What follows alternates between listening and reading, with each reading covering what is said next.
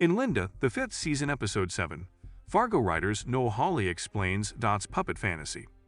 FX's anthology series, inspired by the 1996 film by the Coen brothers, is back for a fifth season. It centers on Juno Temple's character, Dot, a mysterious housewife whose background includes domestic violence, and whose past starts to come to light following a run-in with the law.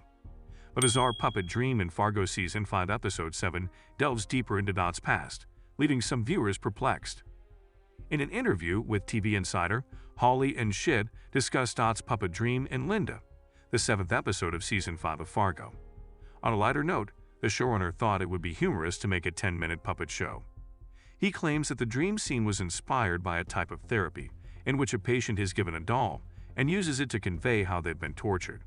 The authors of the episode also dissected every Easter egg in the roadside cafe.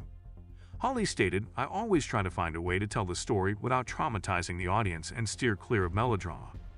I grew up discussing these problems and getting to know the ladies who had survived, as well as the attorneys who stood out for the rights of victims of domestic abuse. It's an extremely serious topic. You must exercise extreme caution in your decision-making.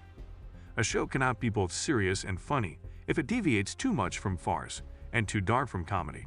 Therefore, for me, the challenge was to figure out how to convey the tale and force her to face her past while maintaining the show's tone.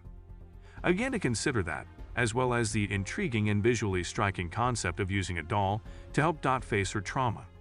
In addition, I found it amusing that this multi-million-dollar drama would ultimately consist of a 10-minute puppet performance. In Year 5, Dot's challenge is to avoid a tragic ending. Facing her trauma is the only way she can stay away from that. She emerges from that 7th hour changed beyond recognition, no longer living in denial about her experiences. She no longer disputes that she was taken hostage. She is no longer denying the reality of her past resurfacing. A flyer for a doll show and the recipe for chicken piccata, one of the Lindas made at Camp Utopia, are posted on the bulletin board. And where does she go to retrieve the postcard from the tin? She'll come to understand why she saw that in Episode 8. Those components are present. I'm not sure if I should draw attention to it or not. Have you noticed any of the women's portraits that are hung on the walls? Juno truly believed she ought to handle them all by herself. I agreed as soon as I heard it, as it is her story and memories. Dot is the voice behind every voice. All of the Lindas are incarnations of her, and the locked area in her imagination that she fears entering is Camp Utopia. She doesn't know right now, and until she confronts the truth, I don't think she has anywhere else to turn. In the 7th episode of Fargo's 5th season, Dot resumes her enigmatic road trip. She makes 2 stops along the way. First, at a wayside pancake restaurant. Next, beside a windmill, where she finds a postcard from Camp Utopia that says, "I'm sorry, signed Linda." Dot looks for and eventually discovers Camp Utopia in the woods, which is being operated as a haven for women who have been abused by their relationships by Linda Tillman, the first wife of Sheriff Roy Tillman of John Hamm.